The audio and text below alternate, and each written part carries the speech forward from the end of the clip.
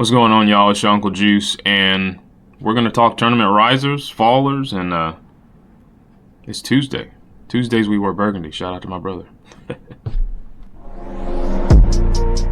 got the juice, I play for hours. Coldest thing running, unlimited power. Doing my thing. So I said before I wanted to do a mock draft that had a 1.0, a 2.0, and at least a 3.0 if I could get one off. And it may not even be in video form depending on the time and, you know, because the tournament between then and the draft and the all-star games and stuff, it's not really much time to make things shake, as I like to say. So I took the time to, between rounds, you know, we're waiting to go into the Sweet 16 for the men and the women, men on Thursday, and then I think the women start on Friday. And it's perfect time to go back and look and see if there's anybody that's rising, anybody who I needed to rethink, you know, because I was riding off of fumes of, you know, a big game or a big stretch of games and sort of look at their season in totality and what they've done in the tournament. This is what this video is for. So I did it in tiers, so it's kind of like round 1, round 2, round 3, except I didn't rank them based on like where I think they're going to pick or get picked, because trades happen, needs change, all this other stuff. I think it's trying to zero in too much when you're trying to figure out what team each team is going to pick, and that's just not what that's not my style. I like to say these people deserve to be picked at this point, and then so forth and so on. So I like to do the tiers. So my first tier back when I did it initially, the 1.0, not much has changed from this tier. You had Olivia Miles, Cheyenne Sellers, Paige Beckers, Faith Masonius, Anissa Morrow, Sonia Citron, Haley Van Lith, Georgia Amore, Asha Sivka, Harmony Turner, Dominique Malonga, and Azzy Fudd. The biggest change here is that I took juniors off because we don't know if Flo's going to declare. We don't know if Azzy's going to declare.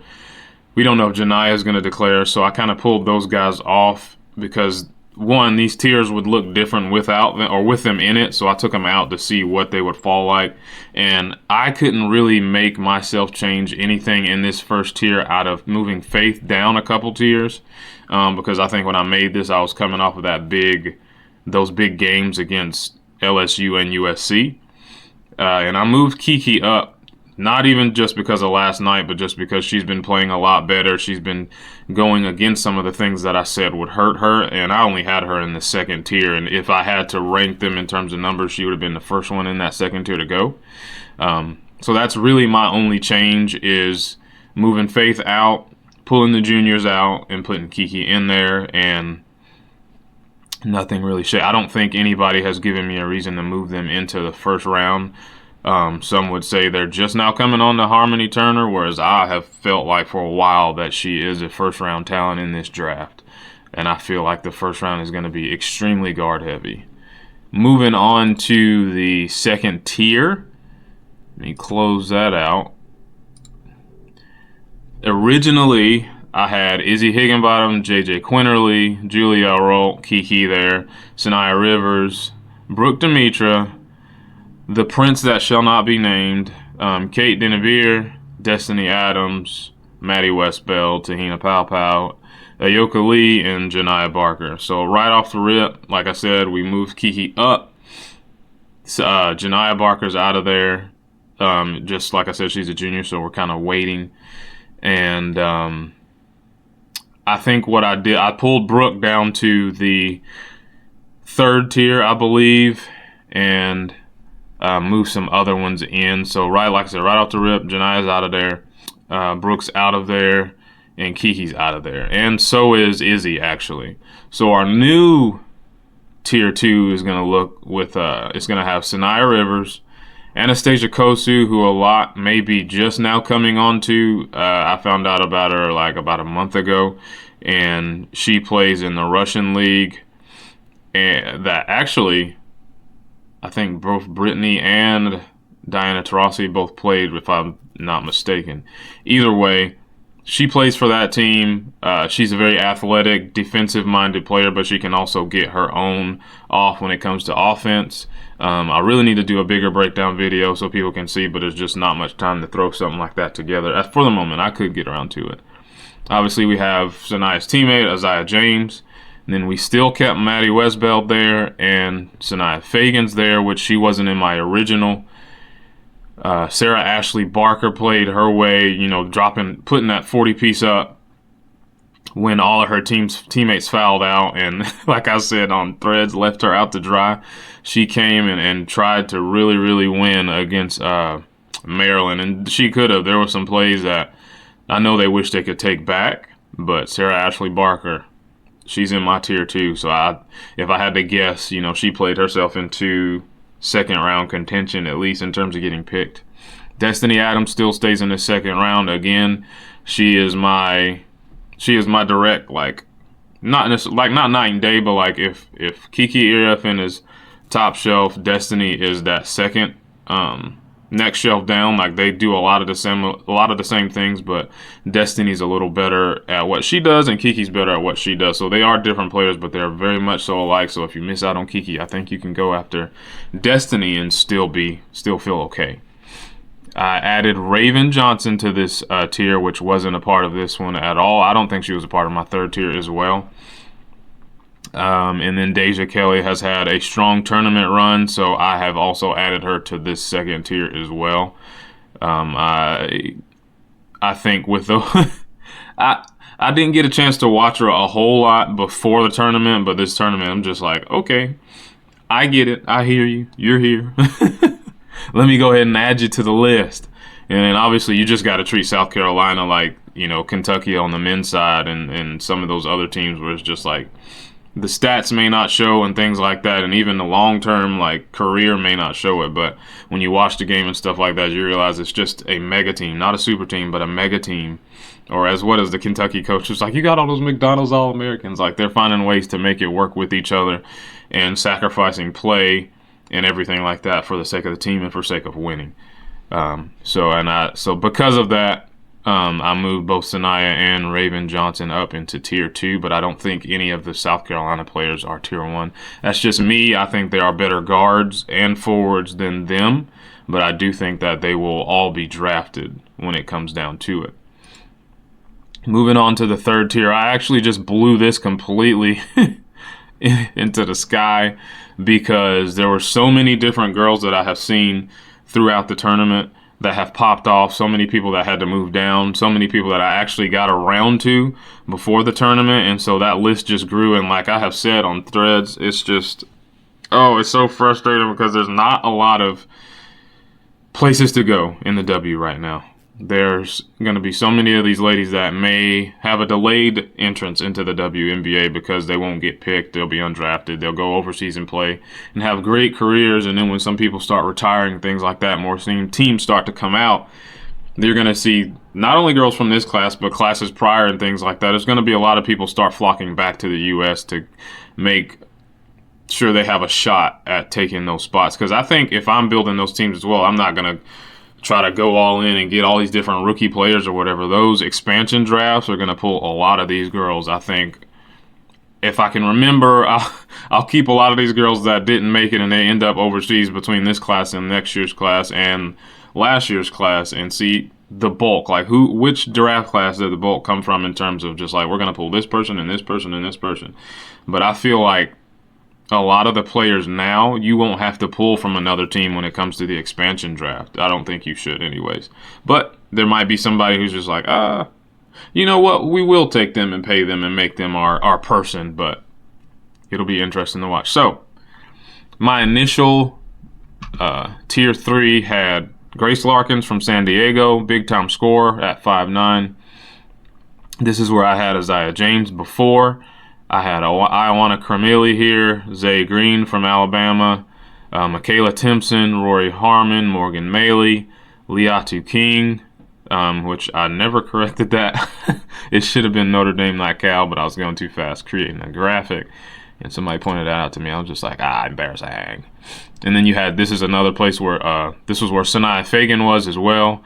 Then you have Marta Suarez, Maya McDermott, Jory Allen, Raya Marshall, Yvonne Ejim and from Gonzaga, and then Kayla Williams. So I had my Cal trio down here. I had the rest of the Carolina players down here, and I had some of the smaller guards down here. But this new list, besides the player's name, because I don't think anybody on this list left. Besides, let's see, Isaiah James moved up.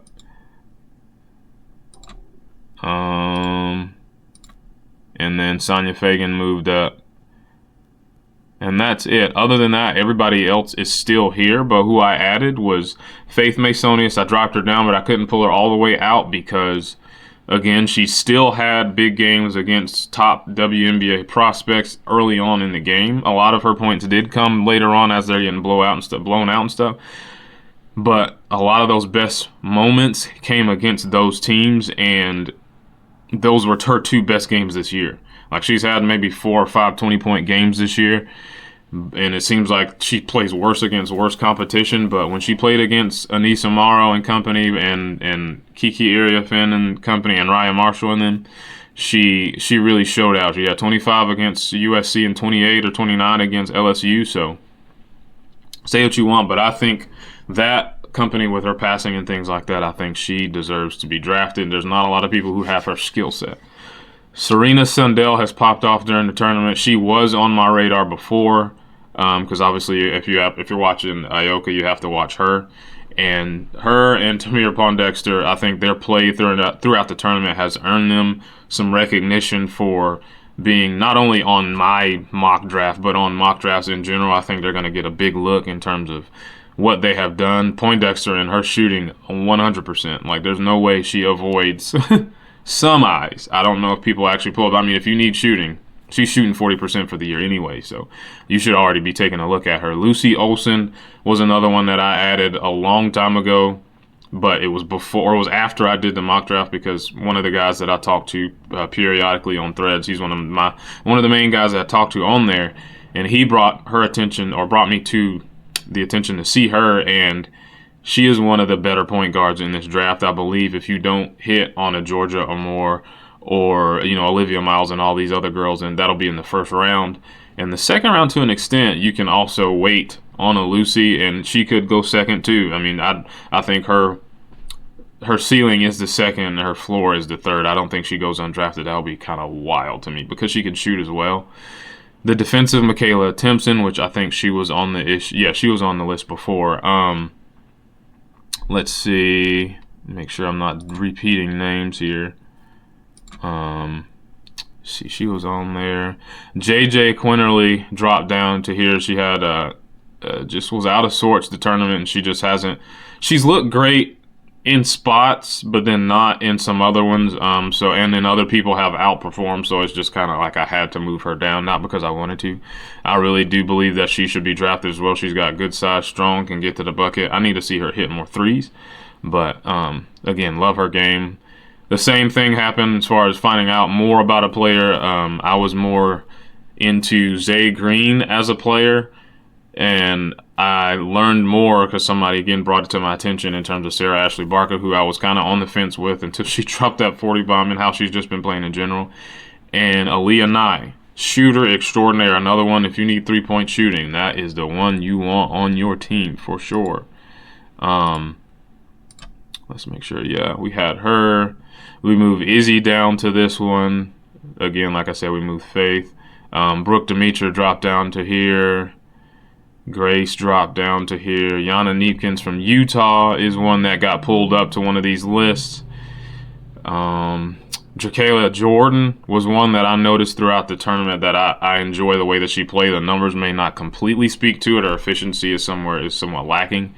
But she has the juice in her play style and the way that she goes about the game that I think could earn her a spot if she continues to work on her game. And then Trinity San Antonio from Grand Canyon, who is already an Olympian on the Puerto Rico team. Puerto Rico. She is so much of a scorer. She can get it in a many amount of ways. She can get it from the three, the midi, floater. She can create her own shot, and that's kind of something that you want to look for in the second and third rounds, because she may not do it at the level of others, and her defense is kind of suspect to an extent.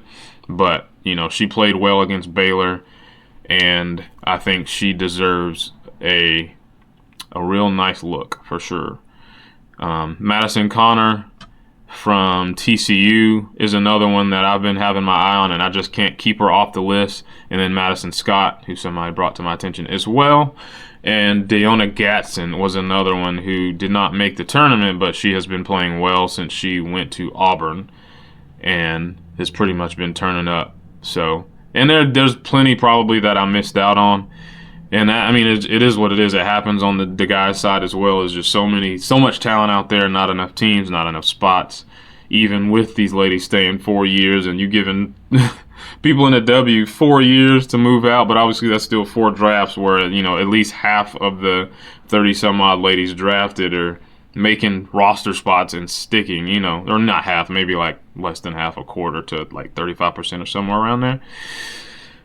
Yeah, but it's tough. There's going to be a lot of people that gets left out, but I personally don't believe that the top is going to change at all. I don't believe a lot of the second is going to change in terms of my tiers, but I think there will be some, I don't know if I want to say swings for the fences, but some people may go higher than you would expect them to, but then there may be some people that go in the second and I don't know if the first, I just don't feel like the first round is going to have any shocks.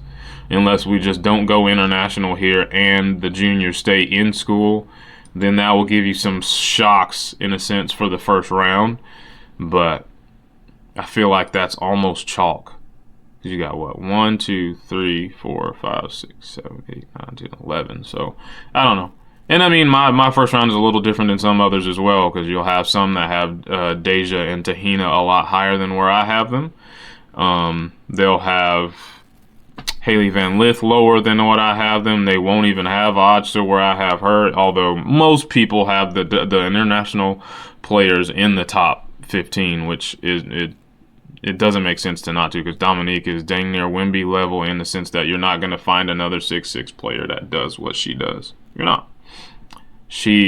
I've talked about her at length. There's no way. Harmony Turner is one that I could see slip into the second round, but if she goes in the third round, I quit. There's no way. There's no way.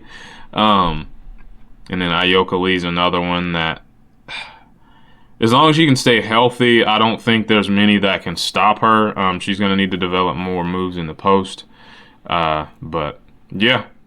This is how my list has shaken out for now. Hopefully I can get to a third and final mock. If not, I guess I should say, hopefully I get to a third and final mock video. But if I don't get to a video, I'll break them up into TikToks. And if I don't get the chance to do them up into TikToks and shorts and reels, you know, those 3 on the different platforms, then I will post one, because I'm for sure going to update it once the tournament is over and I've seen some more of these players at length and extent, and we can kind of figure out where everybody's going to fall, where they should fall. And then hopefully, if I can foresee that there's going to be time, I'll even wait till after that All-Star game to see if 1 or 2 or maybe 3 more people pop off that may give themselves more of a boost over others, and then we can kind of go from there. And oh yeah, I forgot, you know, prayers up to Juju. She tore ACL last night when they were up super big by 20. You know, this game was very much so in hand, but when she went down, the team took up for her, you know, and blew them out in a way that people are like, well, was the team really bad, or were they over dependent on Juju? And now it's like, were they overworking her, AAU and its effect on players and their bodies and all this other stuff? It's just a whole storm around her injury, but obviously get well soon for Juju. The best game so far that I've watched this tournament, I haven't watched all the games, but as far as the women's side, is definitely the Maryland versus Alabama double overtime, because it was just like, you know, you thought Maryland was out and down, and then they came all the way back. You thought Alabama was done, but, you know, Sarah Ashley Barker, first of her name, I think, said, we're not going anywhere, and then they still barely lost. So some good stuff, some good games, and this is my favorite time of year for just both sides, men and women. Surprised that my Arizona Wildcats are still playing. They play Duke, Cooper Flag. If somehow we make it out of this round, I'm going to be super excited. But, like, I don't expect it to make it out of this round. But I'm not like one of those psychopathic fans. I do know what my team is. I do know what we're playing. But like somebody told me before, this is a team mostly of freshmen. So there could be some mistakes made along the way. And, you know, talent doesn't win out. We'll see.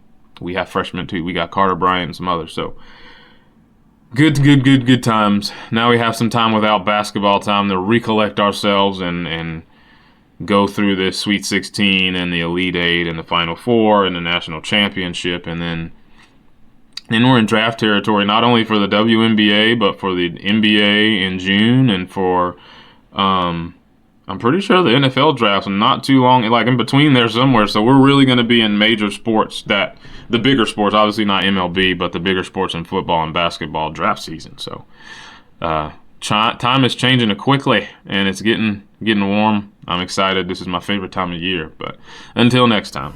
If I'm Apollo, then my father was Zeus. Competition running for that noose. It means the throne is gonna be mine soon. Mount Olympus is in my sight. I can look so bright from every sound. When I get better, it's by leaps and